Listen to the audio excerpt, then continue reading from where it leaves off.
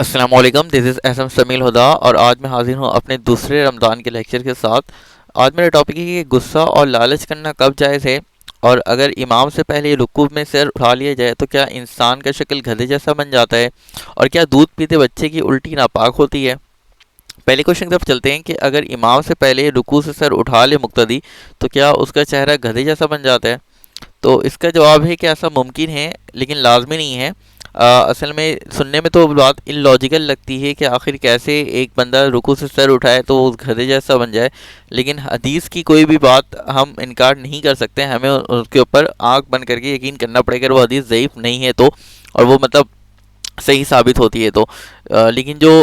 Already جو پڑھانے والے تھے حدیث کے، انہوں نے بھی اس کے اوپر شک کیا تھا، اور یہ چیک کرنے کے لیے کہ واقعی میں ایسا ہو سکتا ہے کہ نہیں ہو سکتا ہے، انہوں نے امام سے پہلے جو ہے اپنا جو سر ہے وہ رکوع سے اٹھا لیا تھا، تو ان کا بھی جو سر ہے وہ گدھے کے جیسا بن گیا تھا۔ اور پھر وہ اپنے جب شاگردوں کو پڑھاتے تھے تو ایک پردے کو حائل کر کے پڑھاتے تھے،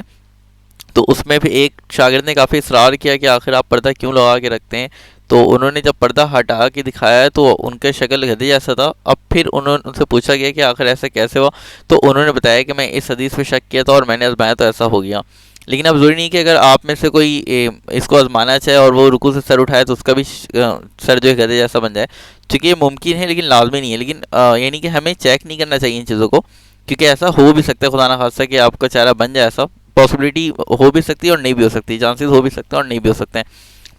کیونکہ بیسیکلی ہمارے عقل میں بات نہیں آتی ہے، میرے بھی عقل میں بات نہیں آئی تھی جب میں نے پہلی دفعہ سنا تھا، اور میں نے اسے یہ سمجھا تھا کہ یار یہ نعوذ باللہ یعنی جھوٹی چیزیں، میں نے سمجھا تھا کہ من گھڑت حدیث ہوگی، میرے ذہن پہ یہ چیز آئی تھی۔ لیکن جب بعد میں یہ والا واقعہ سنا کہ ان کا چہرہ اس طرح بن گیا تھا تو پھر میں نے اس پہ یقین کیا، کیونکہ اصل چیز عقل نہیں ہوتی، اصل چیز حکمت ہوتی ہے، اور ہم انسان جو ہے وہ عقل تک محدود ہیں۔ اور عقل اور حکمت میں کیا فرق ہے یہ جاننا ہے تو آپ یہاں آئی بٹن میں کلک کر کے میرا عقل اور حکمت والا لیکچر دیکھ سکتے ہیں، جس میں میں نے بتایا کہ اللہ اور رسول اس کے حکمت جانتے ہیں اور ہم صرف عقل تک محدود رہتے ہیں۔ خیر، نیکسٹ کوشچن کی طرف چلتے ہیں، کیا دودھ پیتے بچے کی الٹی ناپاک ہوتی ہے؟ تو بیسیکلی اس کا آنسر بھی جو ہے وہ ڈیپینڈ کرتا ہے کنڈیشن پر۔ اگر وہ بچہ منہ بھر کر کے الٹی کرتا ہے تب وہ ناپاک ہے، چونکہ کوئی بھی الٹی کرے چاہے وہ بچہ کرے یا بڑا کرے، اگر وہ منہ بھر کرے ہوگی تو ناپاک ہوگی۔ اب یہاں پہ کچھ علماء کرام بلکہ ایون کے مفتی حضرات جو ہیں مسکنسیپٹ دے جاتے ہیں، اور وہ یہ کہتے ہیں کہ اگر وہ بچہ جو ہے الٹی کرتا ہے، مطلب دودھ نکالتا ہے منہ سے باہر، تو وہ کہتے ہیں وہ بھی ناپاک ہو گیا۔ مطلب اکثر دیکھا جاتا ہے کہ عورتیں جو ہیں بچہ تھوڑا سا دودھ نکال دیتا ہے اور وہ اپنے دوپٹے سے صاف کر لیتی ہیں، تو اس پہ بھی کچھ مفتی یہ فتویٰ لگا دیتے ہیں کہ وہ ناپاک ہو گئی اور اس کو مطلب دوبارہ کپڑے دھونے چاہیے تھے۔ مطلب وہ اس بچے کے دودھ کو تشبیہ دیتے ہیں نجاست غلیظہ سے، پیشاب کے مثل اس کو کہتے ہیں، اور وہ کہتے ہیں کہ جس طرح پیشاب نجاست غلیظہ ہے تو اسی طرح وہ جو الٹی اس نے کی ہے دودھ کی وہ بھی نجاست غلیظہ تھی، تو وہ ناپاک ہو گیا، اس کی نماز روزہ ایکسیپٹیبل نہیں ہے۔ لیکن دوسرے علماء کرام اس میں کہتے ہیں کہ نہیں، یہ چیز صحیح نہیں ہے، بلکہ منہ بھر کر کے اگر الٹی ہوگا تب صحیح ہے۔ وہ جو تھوڑا سا دودھ جو بچہ نکالتا ہے وہ بیسیکلی اس کے منہ پہ موجود رہتا ہے تو اسی وقت الٹ دیتا ہے، تو وہ الٹی نہیں کہتے ہیں۔ تو اس پہ بھی علماء کا اختلاف ہے، کچھ مفتی کہتے ہیں کہ وہ تھوڑا سا بھی جو وہ دودھ نکالتا ہے بچہ وہ بھی الٹی میں ہے اور ناپاک ہو گئی عورت، اور کچھ کہتے ہیں کہ نہیں، وہ تھوڑی سی جو دودھ نکالتا ہے وہ الٹی میں نہیں ہے، وہ بلکہ اس کے منہ پہ موجود رہتا ہے۔ اور میں جو ہوں انہی علماء کرام کو فالو کرتا ہوں جو کہتے ہیں کہ منہ بھر کر کے الٹی کرے، کیونکہ اگر مزاج شریعت کو دیکھیں تو ہمیشہ شریعت آسانی کرتی ہے۔ جیسے حضرت موسیٰ علیہ السلام کے دور میں اگر ناپاکی یعنی منی وغیرہ لگ جاتی تھی کپڑے میں، اسپرم وغیرہ، تو اس کو کاٹنے کا حکم تھا کہ آپ کینچی سے کاٹ دو پورا، لیکن ہماری شریعت میں بس اس کو دھونے کا حکم ہے، تو ہماری شریعت میں آسانی کی گئی ہے، تو یہاں پہ بھی آسانی ہی کی گئی کہ ہم دیکھیں گے کہ شریعت نے آسانی کرے گا شریعت، کہ اگر اتنا مشکل کر دے کہ جیسی تھوڑی سی بھی الٹی ہو بچے کی اور وہ بار بار ناپاک ہو جائے، تو مطلب عورت پھر نماز پڑھ ہی نہیں پائے گی بالکل، کیونکہ وہ بار بار بچے کو گود میں لیتی ہے، بار بار بچہ الٹی تھوڑا سا کرتا ہے۔ تو اس لیے میں بھی انہی علماء کرام کو فالو کرتا ہوں جو یہ فتویٰ دیتے ہیں کہ منہ بھر کر کے الٹی جو ہو وہ ناپاک ہے، اور جو تھوڑی سی الٹی ہے وہ الٹی میں نہیں آئے گی، وہ بلکہ اس کے منہ کے اندر دودھ رہتا ہے وہ باہر رہتا ہے۔ اچھا، لاسٹ کوشچن میں چلتے ہیں کہ غصہ اور لالچ کرنا کب جائز ہے؟ تو اللہ کی رضا کے لیے جو غصہ کیا جائے وہ جائز ہے، اور جو شیطان اور نفس کے وسوسے کے نتیجے میں کیا جائے وہ حرام ہے۔ اللہ کی رضا کے لیے غصہ کیا ہو سکتا ہے؟ جیسے ٹیچر جو ہے پڑھاتے وقت اگر بچوں کے اوپر غصہ نہیں کرے تو بچے فیل ہو جائیں گے پیپر میں، یا ان کا مستقبل خراب ہو جائے گا، ٹھیک ہے، وہ اپنا فیوچر نہیں بنا پائیں گے۔ اسی طرح اگر پیرنٹس اپنے بچوں کے اوپر غصہ نہیں کریں ان کی غلط فیل پہ، اور بلکہ ان کو پروموٹ کریں، اپریشیٹ کریں، جیسے اکثر پیرنٹس کرتے ہیں کہ ہمارا بچہ تو غلط ہو ہی نہیں سکتا، ہماری لڑکی تو غلط ہو ہی نہیں سکتی، تو یہ بھی غلط ہے۔ اگر وہ کچھ غلط کرے تو اس وقت ان بچوں کے اوپر غصہ کرنا واجب ہے ان والدین کے اوپر. اسی طرح اگر کوئی پیر کے مریدی کا چکر ہے تو پیر کو بھی چاہیے کہ اپنے مریدوں کے اوپر غصہ کرے ان کے غلط فعل کے اوپر، کیونکہ نبی صلی اللہ علیہ وسلم سے ثابت ہے کہ بعض اوقات وہ صحابہ تعالیٰ کے کچھ فعل کے اوپر وہ بہت زیادہ غصے کے اظہار فرماتے تھے، ایون کہ ان کے چہرہ بھی سرخ ہو جاتا تھا. تو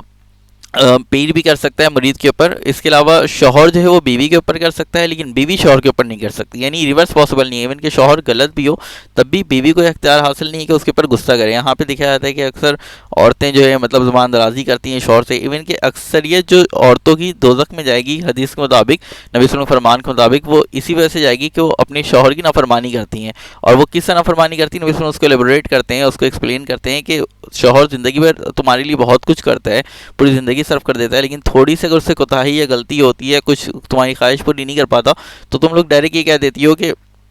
تم نے میرے لیے کیا ہی کیا ہے، تم نے آج تک ہمارے لیے کیا ہی کیا ہے. تو اس لیے شوہر کے اوپر بیوی شوہر کے اوپر غصہ نہیں کر سکتی. اگر وہ غلط ہے تو اس کو پیار محبت سے سمجھا سکتی ہے، لیکن شوہر جو ہے وہ بیوی کے اوپر غصہ کر سکتا ہے، لیکن جائز غصہ کر سکتا ہے، ناجائز وہ بھی نہیں کر سکتا. اور لاسٹ جو ہے ہوتا ہے کہ اگر آپ کہیں کام کر رہے ہو تو آپ کو جو ماتحت کے اوپر بھی آپ کر سکتے ہو غصہ، کیونکہ اگر باس آپ کے اوپر غصہ نہیں کرے گا تو آپ اس کا کاروبار میں لاس کر دو گے، بزنس میں لاس کر دو گے، تو وہاں پہ بھی جائز غصہ آپ کر سکتے ہو. لیکن جائز جس طرح اگر ٹیچر ہے تو ایسا نہیں کہ کچھ جیسے مدرسوں میں آتا ہے کہ اتنا مار دیتے بچوں کے خون نکل جاتے ہیں کان سے، تو اسی طرح وہاں پہ بھی جائز غصہ کر سکتا ہے باس، ناجائز نہیں کر سکتا. اور جو لالچ والا تھا وہ کیا ہے کہ نیکیوں کے میں آپ آگے بڑھنے کے لالچ جائز ہے کہ آپ نیکیوں کے کام میں آگے بڑھنے کے لیے لالچ کر سکتے ہو. اس کی بھی ہمیں حدیث سے چیزیں ملتی ہیں کہ صحابہ تعالیٰ اجمعین کا جو عمل تھا،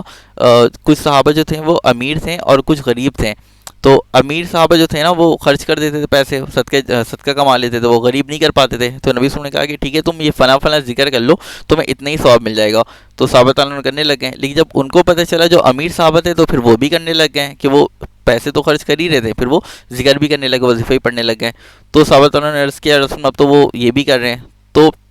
یعنی کہ وہ کمپیٹ کرتے تھے، یعنی کہ وہ دیکھ رہے ہیں کہ پیسوں میں وہ آگے تو وہ ذکر سے آگے بڑھنا چاہتے ہیں. لیکن جو جن کے پاس پیسے تھے، جو پیسے خرچ کر رہے تھے، وہ پیسے خرچ کرنے کے ساتھ ساتھ ذکر میں بھی حصہ لینے لگے، وہ ذکر بھی کرنے لگے. مطلب صحابہ بھی نیکیوں میں آگے بڑھتے تھے ایک دوسرے سے. تو یہ بھی شریعت میں پسندیدہ ہے کہ آپ نیکیوں میں ایک دوسرے سے، ایون کہ حسد بھی جائز ہے نیکیوں میں. حسد تو ایسا گناہ ہے جو نیکیوں کو کھا جاتا ہے، لیکن نیکیوں کے معاملے میں ہی حسد کرنا شریعت میں پسند کیا گیا. اچھا، اگر یہ لیکچر اچھا لگا ہو تو اسے لائک کر دیا، کمنٹ میں بتا دیجیے مزید کن ٹاپک پہ آپ چاہتے ویڈیوز بناؤں. ابھی ایک کمنٹ میں لاسٹ ویڈیو میں کسی نے کہا تھا، لیکن وہ میں نیکسٹ ٹائم کور کروں گا اس کمنٹ کو. اگر